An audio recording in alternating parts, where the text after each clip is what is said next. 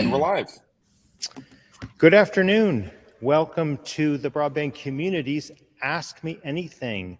Today we are joined by Earnie Holtrey, the Deputy Director of the Indiana Broadband Office. I'm Drew Clark of Broadband Breakfast. I am so excited to welcome Earnie to this program to talk about state broadband officers, the challenges they're facing, how they're managing it, how they are coping with the incredible opportunity and, of course, tsunami of funding that is coming their way through the Infrastructure Investment and Jobs Act and the BEAD, the Broadband Equity Access and Deployment Program. Earnie, welcome. Tell us what it's like in Indiana right now.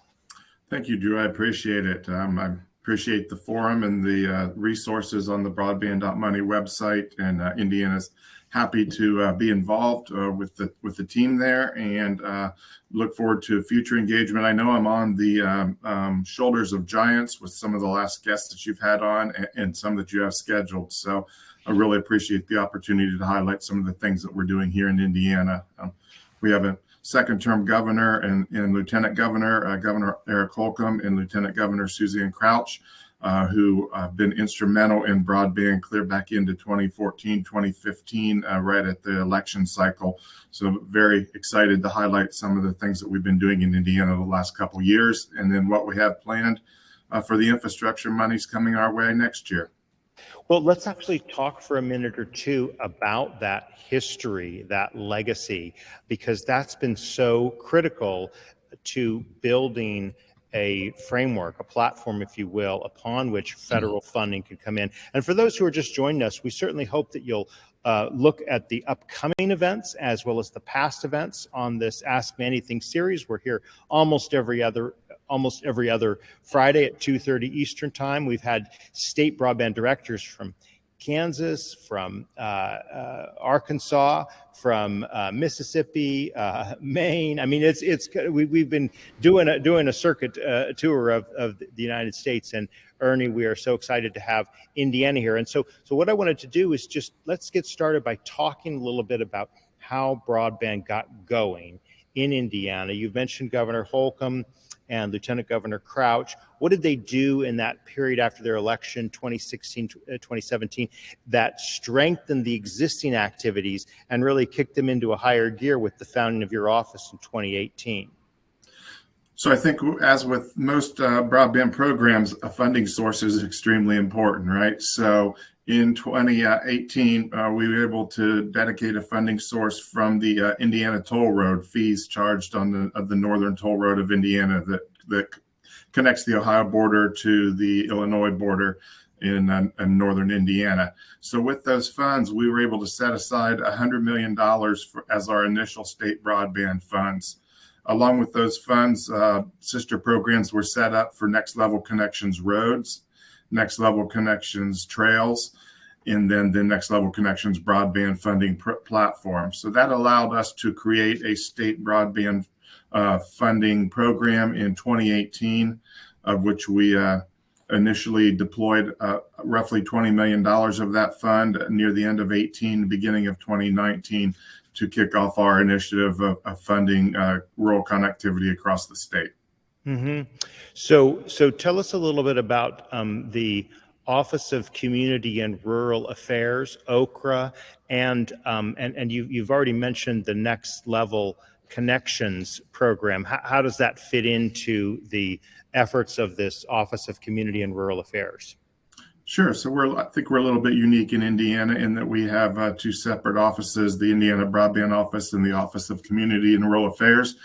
Through Indiana Code, Office of Community and Rural Affairs were tasked with the administration of the Next Level Connections program. So starting with day one, the creation of the grant application process, the challenge process, the bidding and scoring process, and then what really seems to be the real heavy lift of running a state broadband program is that back end implementation, right? As you start to receive those signed grant agreements and our ISP partners go to work and they start building these networks, we compensate them quarterly on a reimbursement basis. And that Next Level Connections for all three of our rounds of funding has followed that. But OKRA was the agency that was tasked by our state legislators with administering that program. Simultaneous to that, we created the Indiana Broadband Office in 2018. And the Indiana Broadband Office focuses more on the outreach and engagement to the local communities, a more intimate level approach with the ISPs, whereas OKRA remains at arm's length as the funding mechanism. So I think that's a real strength of how we have things set up, is that our office is able to touch some more sensitive subjects that OKRA is not able to, simply because they hold the purse strings. So that's worked out very well for us. And then also our Indiana Broadband Office moving forward has spent a lot of time focusing on the federal activities. So COVID, we were using state dollars with COVID in the Capital Projects Fund, state and local recovery monies, and then the IIJA monies that we'll talk about extensively for the rest of the hour.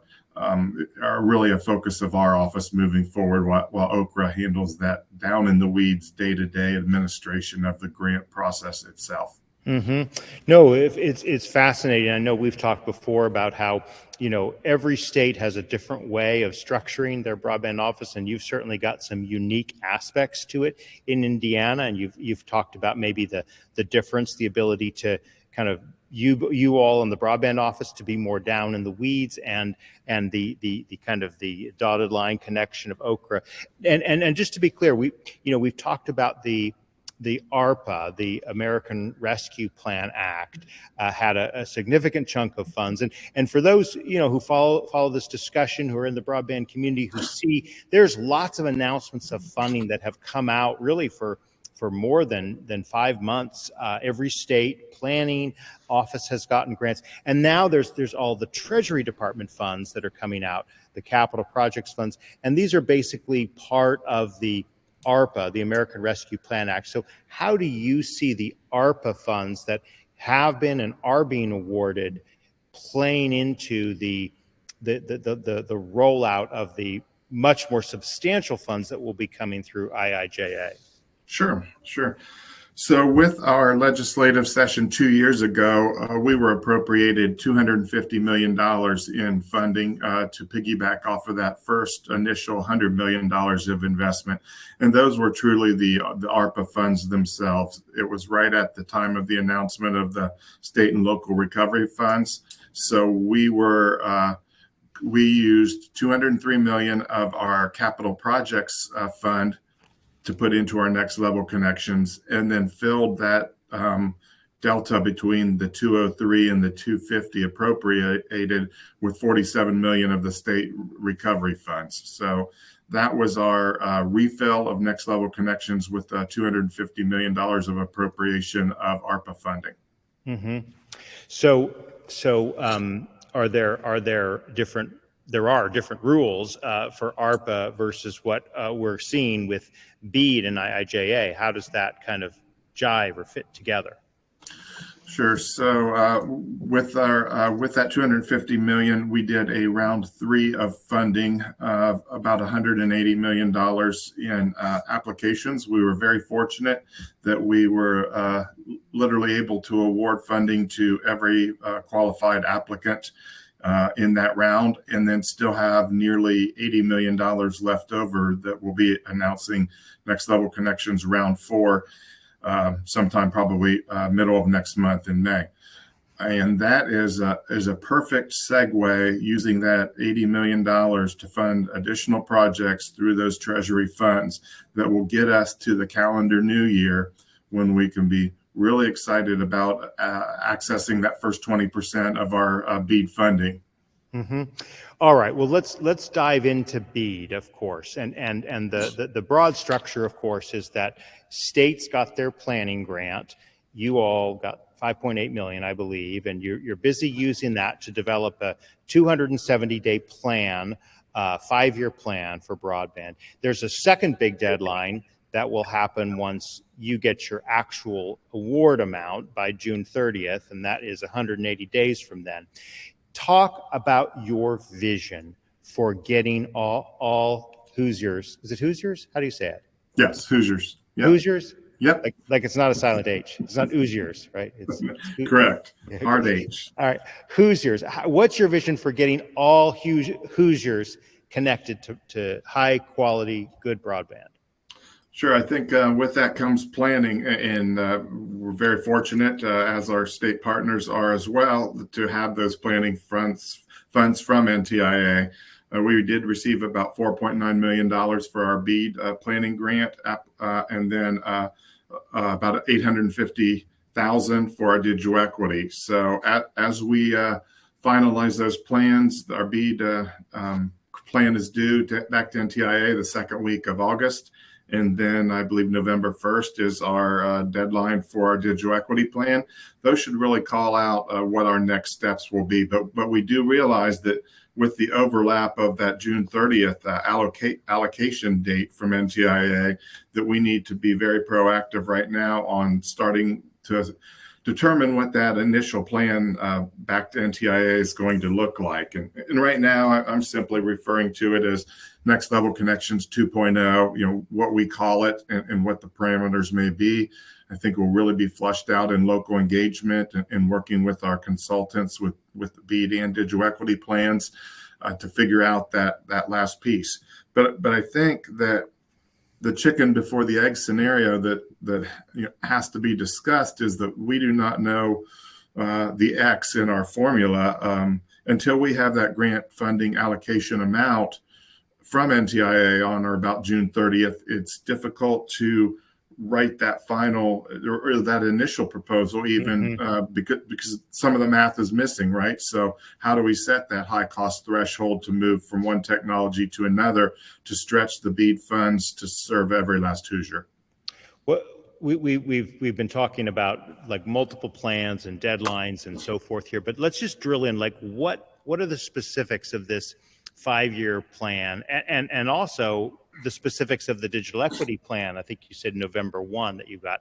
And how are those different from the next plan that will be 180 days from your final amount? Just like what's going to go into these plans? Just think of it from, the perspective of any state broadband official. Sure. So with our BEAD plan, we've tasked our consultant with, number one, helping us with the FCC MAP challenge. Number two, coordinating the local engagement process. Number three, submitting and curing the 5-year plan with us and with NTIA. And then developing a resource of state broadband plans, kind of best practices and good examples to take a look at how we may need to modify some of the pieces of our Next Level Connections program.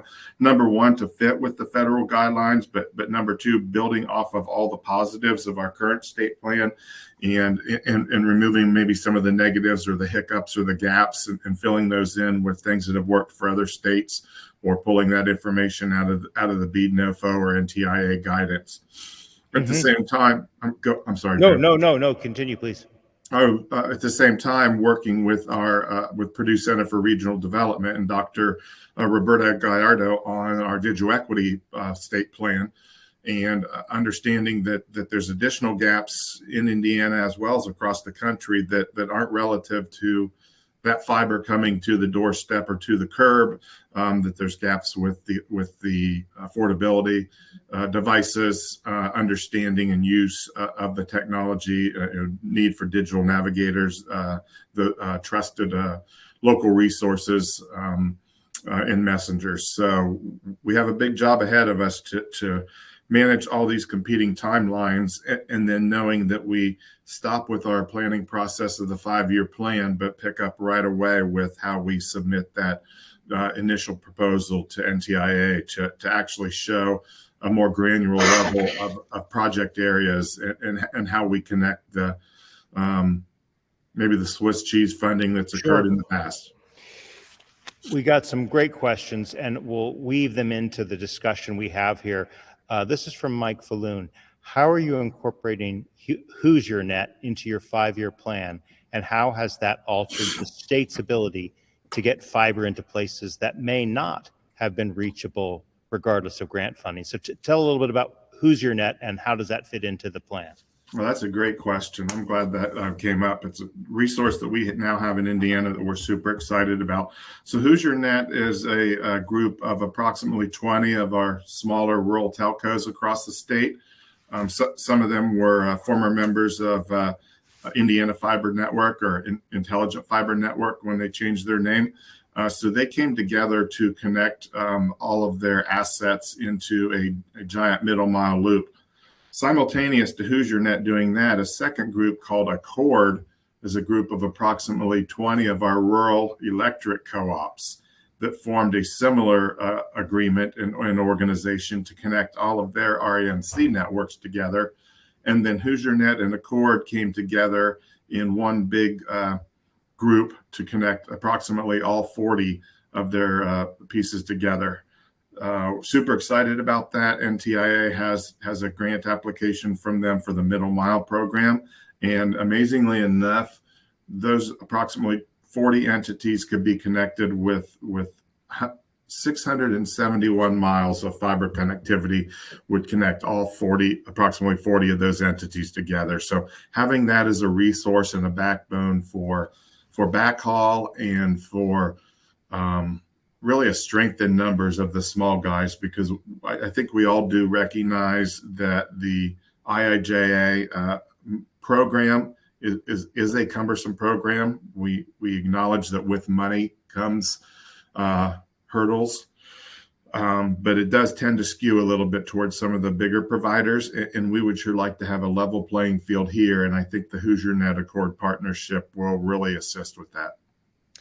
Another great question here from Scott Woods. How or can you explain your office's approach to local coordination, specifically to underserved communities, and your office's utilization of broadband and digital equity data to enhance your outreach?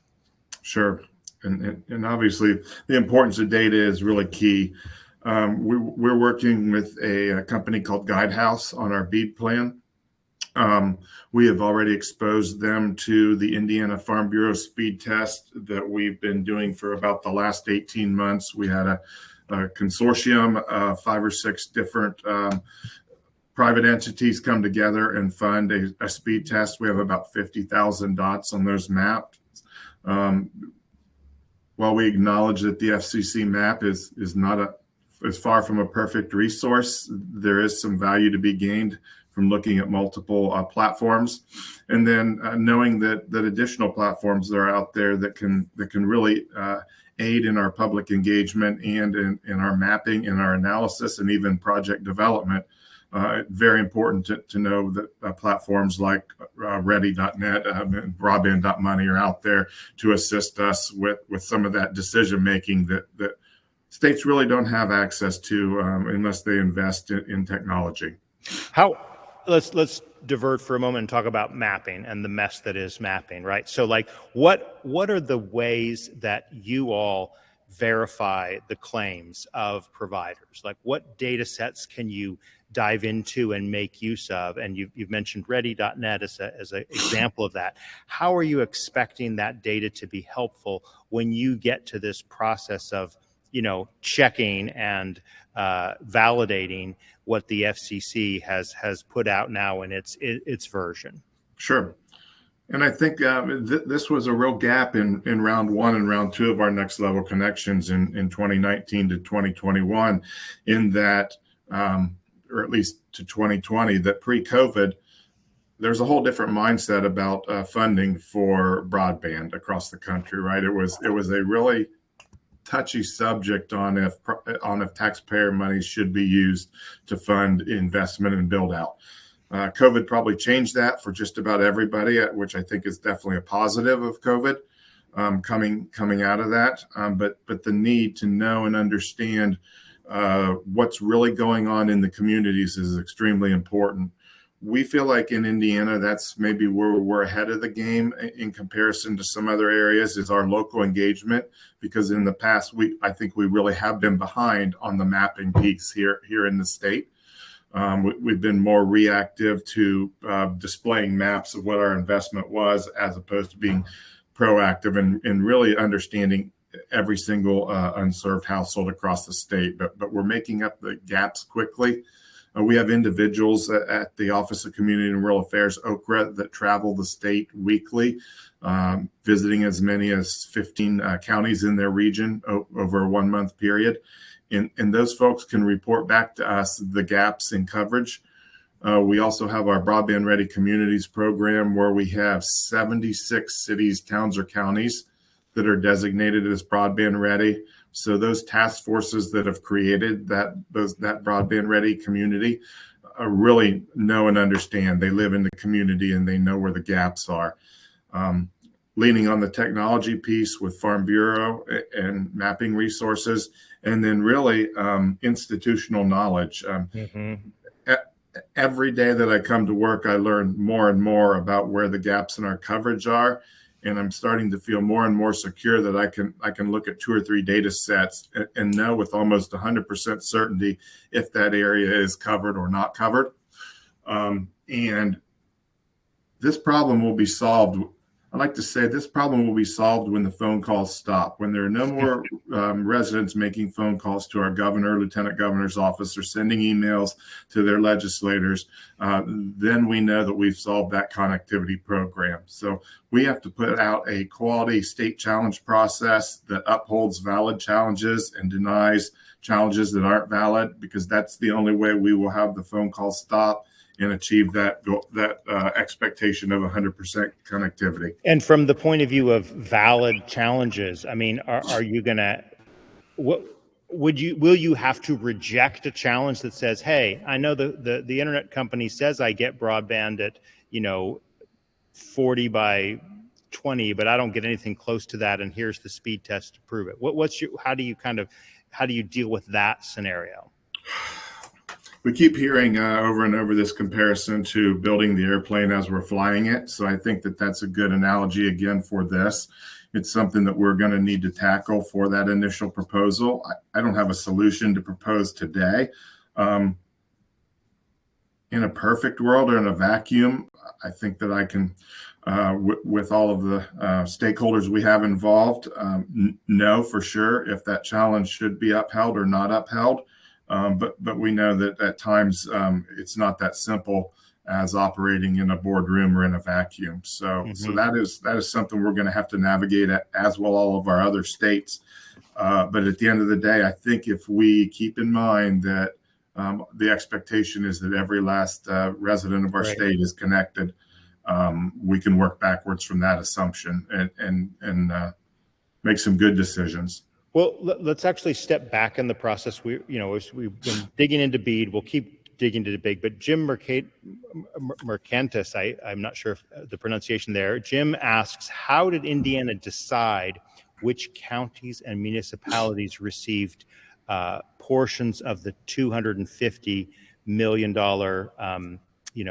capital projects funding? In other words, what maps did you consult? How did you dig into that? And how will that be different kind of when we get to IIJA? Sure. I guess a robust challenge process. Starting point for Indiana in Indiana code is 25.3 as the unserved threshold. Even moving forward with the ARPA funds of capital projects, given that that's Indiana code, that's where we left our decision-making process at that 25.3. But what we did see was we went from nothing to really, really good, in that all but one of our applications in round 3 was funded at a 1 gig down, and typically most were a 500 up. So we went from those areas not having almost nothing to the best of the best technology. So and you invested in fiber builds mostly? I mean, was there any wireless funding? We did have one wireless project, and that was really the most back and forth that we had with Treasury on curing our capital projects fund.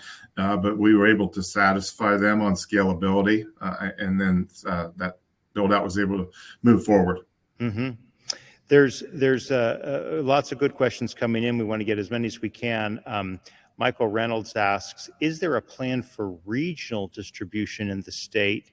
And is there a plan to post that? In other words, how do you make decisions? Like the feds have decided they're going to fund IIJA through giving it to the states. Are the states going to do anything similar, kind of parceling it down, or are you going to keep decision making at the state level?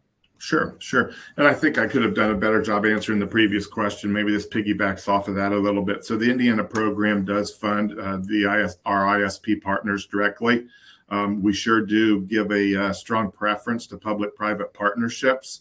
So I think that we'll be looking to continue that methodology in Indiana with the BEAD funding, in that the monies go to the providers. But we need and we really expect our ISP partners to be working hand in hand with local stakeholders to flush out those project areas. In the past, we really have had more of a dartboard approach of send us your applications, let's document the unfunded areas and go and do your build out. But we know that we're not going to magically put our entire state map together and connect all of those dots or project areas without a little bit more strategic approach through BEAD. Okay. And we've really got some good in the weeds questions. This one's from Steve Pastorkovich. He asks, according to the Next Level Connections frequently asked questions, before a grant winner can receive a release of funds letter and a claim voucher, grant services must review the various terms and conditions, including subcontractor, label, civil rights funds. Can you provide, Steve asks, more details about this review process and how it relates to the release of funds and voucher? Sure. Through our Next Level Connections rounds 1 and 2 with state funds, we already had a program in place for quarterly calls, updates of construction progress, documentation of delays and reasons why, and then a reimbursement program where the funds that were expended by the ISP the previous 3 months could then be reimbursed. So we really feel like we had a jump on the program when we started round 3 of Next Level Connections and using those capital projects monies. One thing that I think Indiana may have been ahead of the game compared to some other states is that we use the capital projects money to almost backfill our round 3 of Next Level Connections that we had announced we had scored in the summer. And then we didn't receive the acknowledgement of the approval of the usage of the funds until the fall. So we were very fortunate to then be able to hit the ground running with grant agreements. But we did have some hesitation from some of our smaller ISP partners across the state, in that once they saw that federal language, some of it relative to environmental, some of it relative to labor standards, that they decided to walk away from those grants that they were awarded because of the cumbersomeness of the reporting, or at least the lack of notice that we were able to give on the rules and requirements that were going to be tied to those federal funds. Another question here from Austin LaJoy. Thanks so much for your time. Curious to hear your thoughts on the affordability question, especially with the status of the Affordable Connectivity Program in question, meaning obviously there's funds, but the funds may run out next year. Digital literacy can be addressed in the short run, but the greatest long-term threat to adoption, in Austin's view, is making sure folks can actually afford broadband into perpetuity. So here's kind of what I want to focus in on. How do we nudge providers to provide cheaper service offerings? Sure. What role can you play in that process? Well, I think that's one of the beauties of the NOFOs for digital equity and for BEAD, is that they're expected to talk to each other and align, right? So we had a digital equity task force call on Wednesday, and we were going over survey data and results, and we found that in 7 of the 8 covered populations in the digital equity NOFO, that affordability was their number one issue or concern, both affordability of service and affordability of devices, the laptops or the connection piece. So we know how important it is, affordability is across the country. We see the uptake of ACP getting better and better across the country. I think I saw a post today that it's up to 33% maybe of eligible applicants. But we know that it's going to run out, and with each additional applicant, it's going to run out sooner and sooner. So we sure are encouraging some of the coalitions that we're involved with. We've been a 3-year member now of Schools Health and Library Association and the work that they're doing. So we want to support any efforts like their efforts, Pew's efforts, Next Century Cities, Education Superhighway, and some of those coalitions that are really pushing for the need of someone at the federal level to take up that refilling and to have a permanent allocation method for the Affordable Connectivity Program. But back to our state plan itself, that's going to need to be called out. We understand that these systems that are built on the backs of our taxpayers need to be affordable for those that are using that. So we had that piece in our Next Level Connections Round 3 already. We expect to probably build up the language even more for our Round 4 as we expend the remainder of the capital projects money to really highlight the importance of that affordability piece moving forward. Well, Eric Z asks, how are you approaching connecting apartment buildings under BEAD, especially considering this difference between the unserved, i.e. if you don't have 25 by 3 megabits, you're unserved. If you don't have 100 by 20, you're underserved. So considering that distinction, how are you approaching connecting apartment buildings under BEAD, and particularly in those designations that are not provided at the unit level in the FCC's broadband maps? Sure. I think that ties back to the need for a quality mapping resource for sure. But we've been trading emails and phone calls back and forth all week with our consultant on how we tackle our local engagement. So Indianapolis sits in Marion County. They basically mirror each other, that Indianapolis is Marion County, and there's not much of either on either side. So we're looking at the possibility of holding a local engagement session specific to Marion County, knowing that we have 92 counties and we're not going to be able to do that with every single county, but we can flesh out some best practices and some gaps and some areas of concern relative to multi-dwelling units, and understand what's happening in our largest city, and then make some of those assumptions to carry over into our second, third, fourth, fifth, and sixth largest cities to come up with a solution for those multi-dwelling units, knowing that the older that unit is, the more likely that there's poor connectivity, and the more difficult it is to come up with a solution. So I think there, again, that's a situation where we're going to be searching for a solution as the plane's moving through the skies.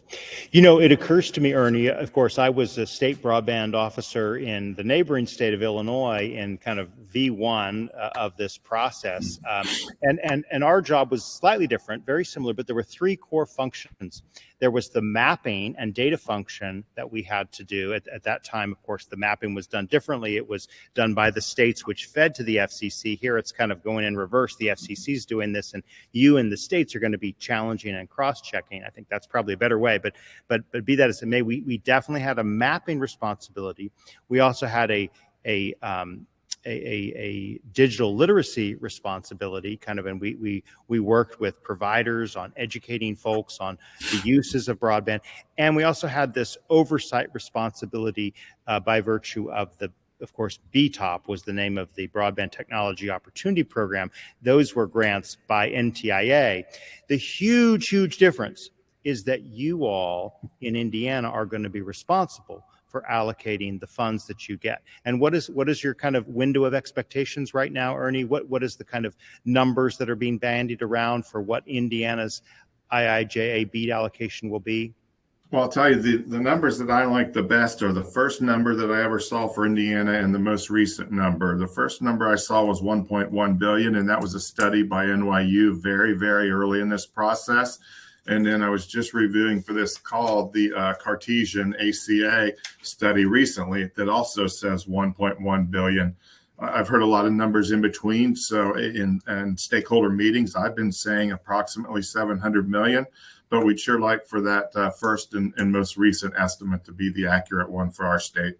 Well, obviously, these are different orders of magnitude, these numbers, and more importantly, you as the state broadband officer will have a key role in that process. So just talk us through. Let's spend a few minutes talking about how you anticipate first the initial determinations of where you're going to kind of spend that. Let's just say it's 700 to 1.1 billion, somewhere in that range. How will you kind of make initial determinations? How are you going to refine them? Let's talk a little more about the challenge process that you're expecting, and what tools, most importantly, what tools you need to get to these good decisions. Sure. Well, I think number one, we need partnerships and help. With our Next Level Connections 3, we had our providers come to the table with a little bit more than 50% of the funding. So we used about 180 million capital projects money, as I mentioned previously, but our total funding was over 400 million when you looked at the contribution from ISPs and then from the local units of governments, foundations, economic development offices. So we really need for that to continue into BEAD. However, we know realistically, as we have more and more of our areas served, the high cost areas are going to remain, right? So how do we make efficient use of the BEAD funding to set a quality, extreme high cost area to know where we flip that switch from the fiber build to alternate technologies? There again, partnerships, communication, and access to resources and data is going to be extremely important for us. What do you how do you plan to wrestle with the underserved? This is a question I put in the Q&A early on. Are you able to use your ARPA and capital projects funds to provide funding for areas that don't meet the unserved threshold, but do meet the underserved threshold? Sure. So right now we are in a state biannual budget session. We have a part-time legislature here where every 2 years we have a long session, and in the year in between we have a short session. There were a lot of bills that were passed relative to broadband last year in our short session. This year we've not really seen any activity, which we supported in the office as a good thing, in that it was going to be very difficult to legislate something this April that wouldn't take effect until next January, and then being able to understand what our state plan and our initial proposal was going to look like. So we have maintained, there were those discussions to move to a 100/20 cutoff for served and unserved in Indiana. We made the decision to stick with the 25/3, knowing that this next round of funding of $80 million is going to be oversubscribed anyway, that we still needed to tackle those areas that were without 25/3 before we started moving into those underserved areas and upgrading the technology to up over 100/20. Mm-hmm. Now, I will have to say, through public-private partnerships not involving the state or federal or the state funds, that we have seen some real progress across Indiana with ISP partners working with county commissioners and economic development offices to tackle some of those underserved areas, as they were also tackling unserved areas with projects at the county level. What's the kind of matching levels that you're expecting or going to require? Obviously, you got this 25% floor in the program, but how does Indiana gonna tweak that and modify it, adjust it, if at all?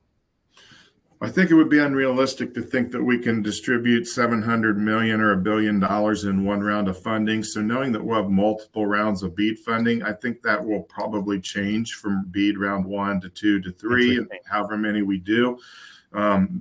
Logically, I think that the next batch of applications that come in are going to be the next least costly to build to, right? So I think our expectations for the match that comes to the table will change over time. Like I mentioned previously, providers were just over 50% on their match for last round.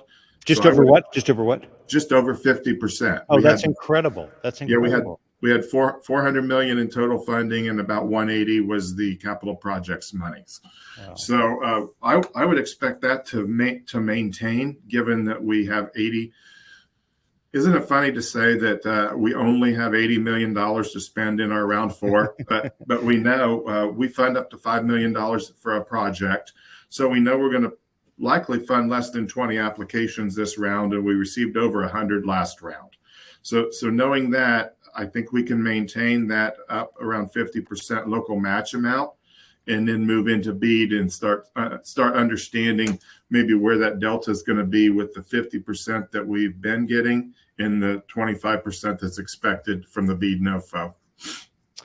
Jason Hardebeck asks a great question. Next level connections grants require ISPs to have been serving Indiana subscribers for at least 3 years to be eligible. Do you expect this to be a requirement for BEAD? Jason's going to try to get me in trouble here. So that language is some dated language, 100 customers for 3 years, or a rural electric company. And we have been very fortunate that we have 38 REMCs in the state. 26 now have broadband projects started or on the horizon. So we're very happy about that. But we do know that we've had some entrants into the state recently that are doing some good things. So I think I mentioned previously how we take some of the great things that have been called out in our next level connections program and then peel off some that may be hindrances or obstacles as we move into the BEAD funding. And in my mind, that would be one of those, because we do know that there's some players in the game that weren't there when that language was written years ago, and it was written pre-COVID. So hopefully we're in different times now, and we can expand that definition of an eligible applicant in Indiana moving forward. Michael Reynolds asks, and you've used this term REMC. I know what an REC, a rural electric cooperative. What is an REMC? It's the same thing. Well, what does the M stand for? Oh, that's a great question. I'm staring at their map here, and I don't have a... So someone who knows, please put it in the chat. But anyway, Michael asks, is there an effort to create a grant match and funding for rural electric co-ops to share in the cost and thus increase likelihood of not creating donut holes? Okay, we've heard about donut holes where you get areas around that are served and not in, or vice versa. Right. Any effort to avoid donut holes by creating a grant matching program and waiting for funding for 100% government monies? I think some of that will be tackled with the high cost areas that NTIA grants us some funds for, where we can eliminate that 25% match requirement.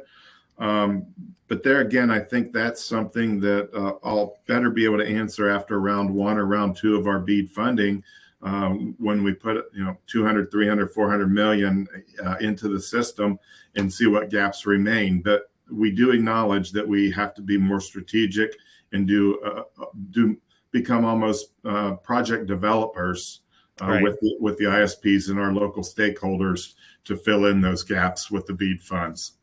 Amanda, as opposed to a scattershot approach. Amanda helpfully points out that it's Rural Electric Membership Corporation. So thank you for giving us the details there.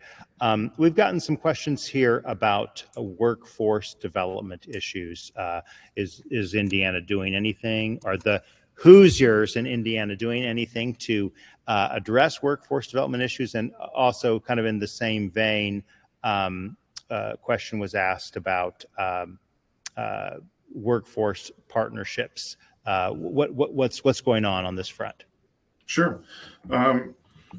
We all know that the BEAD NOFO calls out the expectation that states have a workforce development plan. We've been communicating with our ISP partners on where their gaps are. We know that if we're going to put state resources towards this for the betterment of all of us, that the training that we assist in providing will go to churn out employees that will be useful to our ISP partners. So we have a member of our Department of Workforce Development on our Digital Equity Task Force.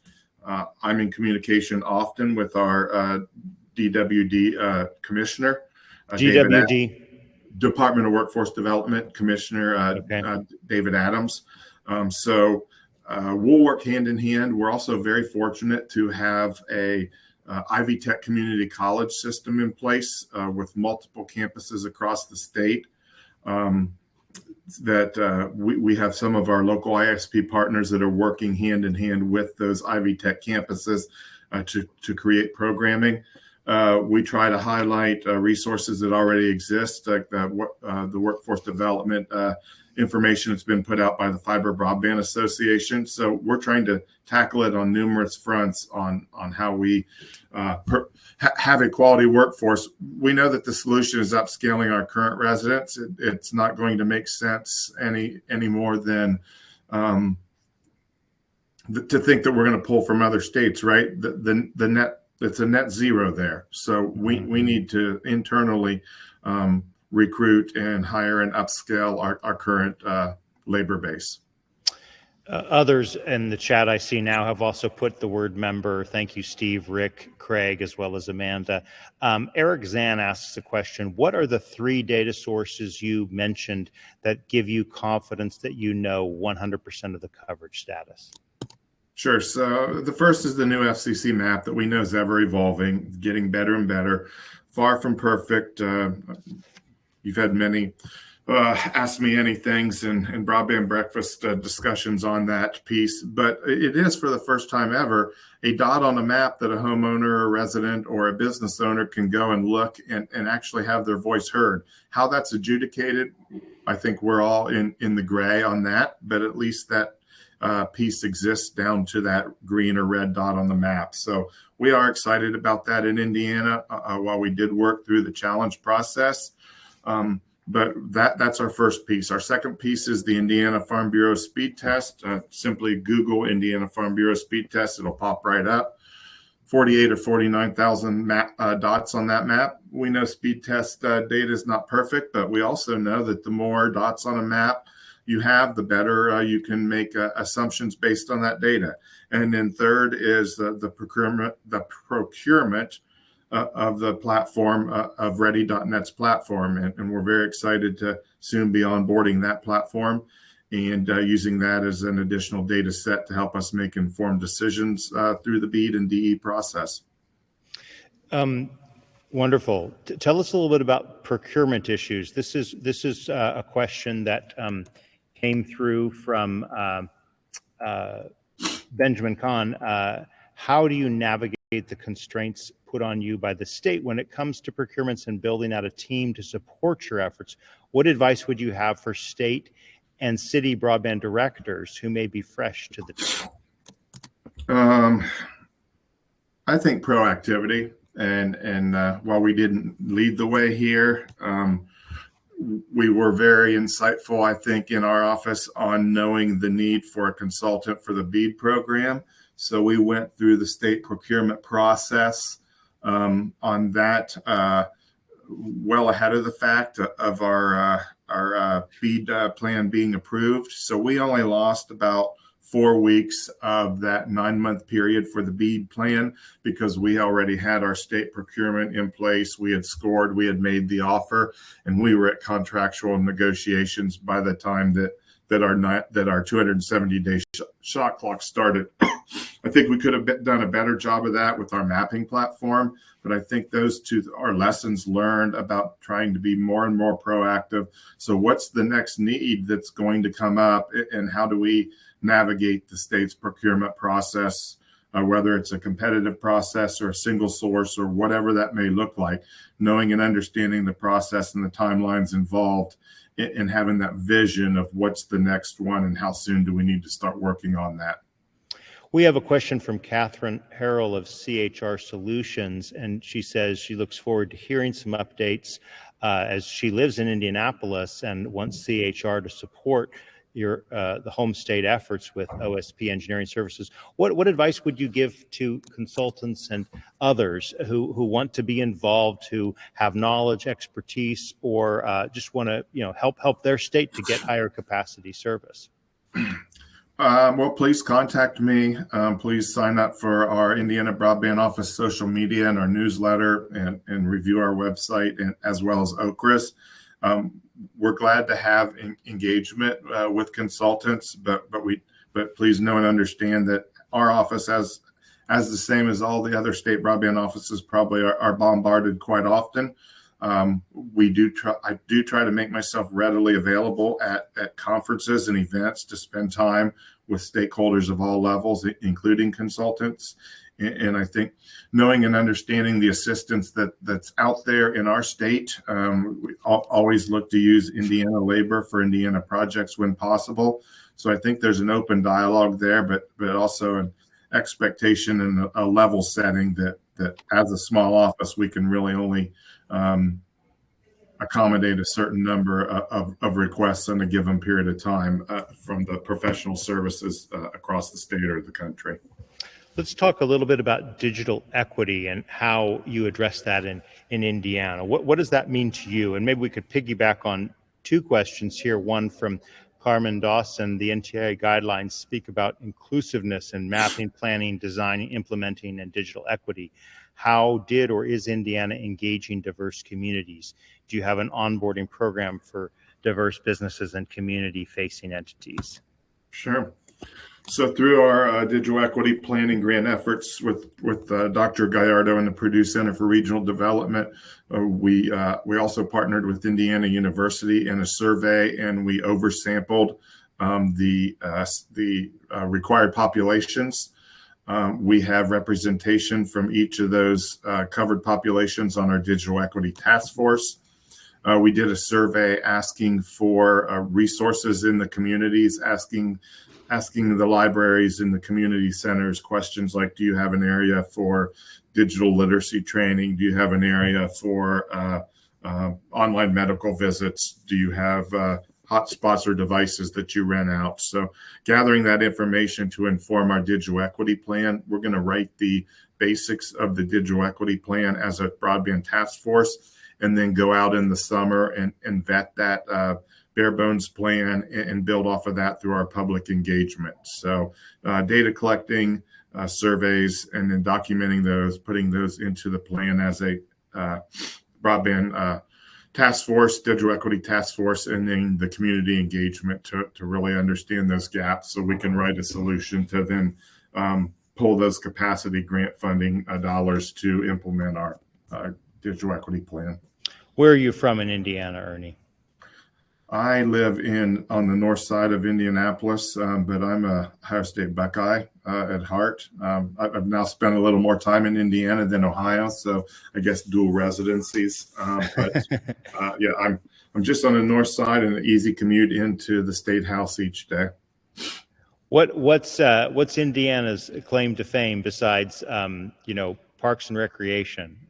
What do you think Indiana is known for or can be known for with this program that we're all working on? Sure. Well, we have a great partnership with Indiana Destination Development Association. They run and handle our state parks along with Department of Natural Resources. We're very proud of our state park system. Indy 500 right here in Indianapolis, can't forget that. We feel like we have one of the best small to mid-size convention centers in the state or in the country. The NCAA chose to be housed here, and we've hosted Final Fours, and we hosted a Super Bowl. So our downtown walkability is something that we're very proud of, and the assets that we have. NRA, National Rifle Association's in town this week, and that's going to draw some very popular political figures. So we have a lot of great things going on in Indiana, but we know that without the connectivity piece that some of our resources will be underutilized. So while maybe you do want to go to a state park and get away for the weekend and not be subservient to your cell phone at the same time, there's some peace of mind in knowing that quality connectivity is there. So we need to be talking to our Department of Agriculture and Tourism and all of our state partners to know and understand where the gaps are across the state, because quality of life, quality of place goes back to communication and the need for our connectivity. Before I get to two final questions, I want to ask you, let's do a cleanup one from Jerry Knight. Should U.S.-based fiber manufacturers deal directly with local cooperatives and ISPs once BEAD funds are distributed? And let's kind of use this to talk just about the whole kind of Buy America issue that is of less concern as more fiber companies are producing fiber product in the U.S., but there's still a big concern about electronic equipment that goes to power fiber. What's your thoughts on this kind of dealing with U.S. Production issues? Sure. So I guess this is one that does not keep me up at night. I think we're all know and understand that something's going to have to be done at the programmatic level, or this could grind to a screeching halt in 2024. So I'm putting my hope and faith in the powers that be to figure out some of these pieces of the Buy American, Made American.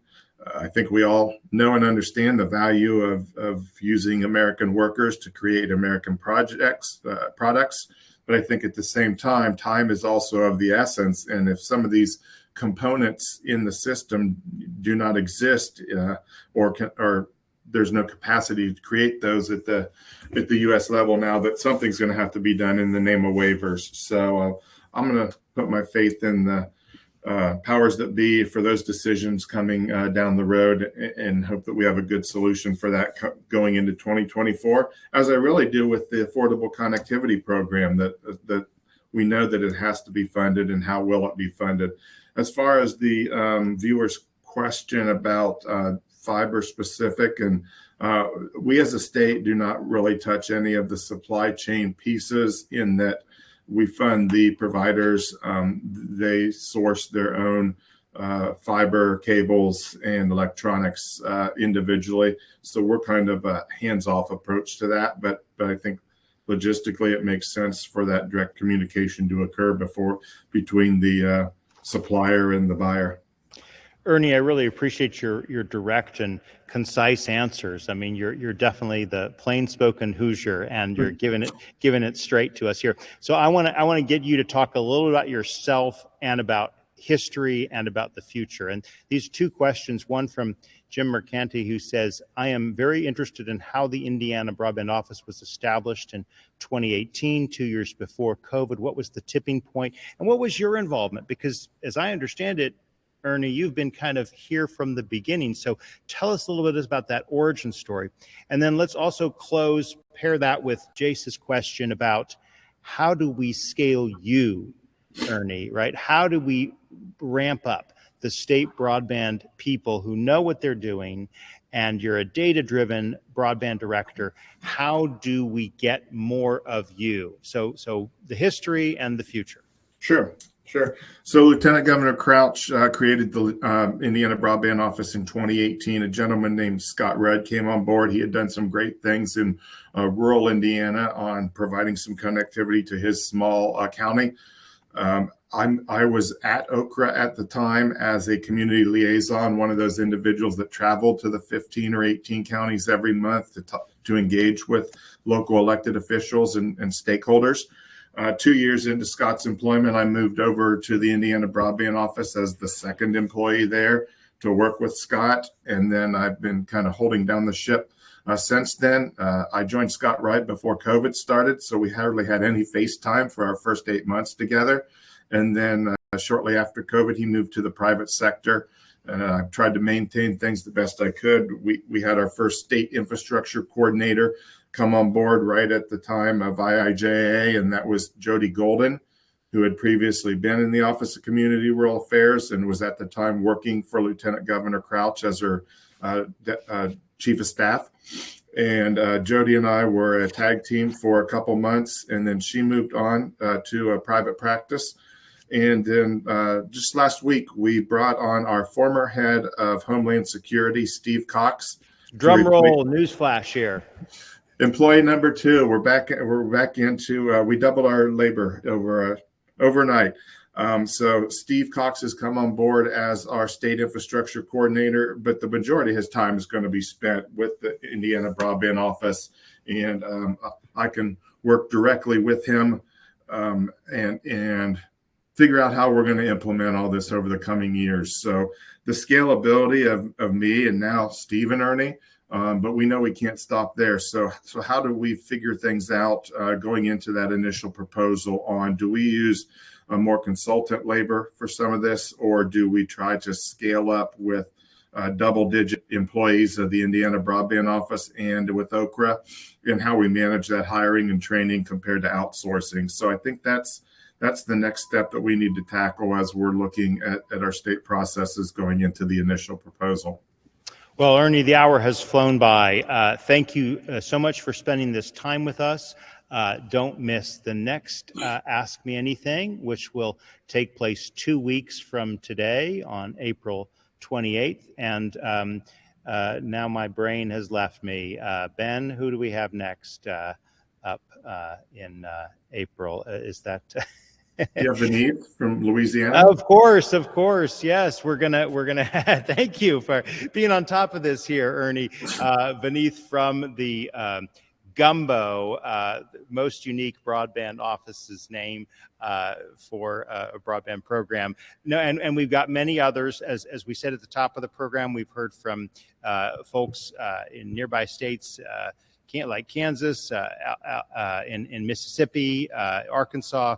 We're going to be hearing from Beneath in Louisiana, and then we have Jim Stritzinger from South Carolina coming up soon, plus many others, as well as other individuals in the space. Earnie, it's been a great pleasure to be with you. Any final thoughts for us before we close? No, I appreciate the time today. Hopefully it was informative to the listeners. Appreciate all the efforts going on at broadband.money, and happy to be a part of it today. Well, we'll see you all next 2 weeks from now. Take care, everybody.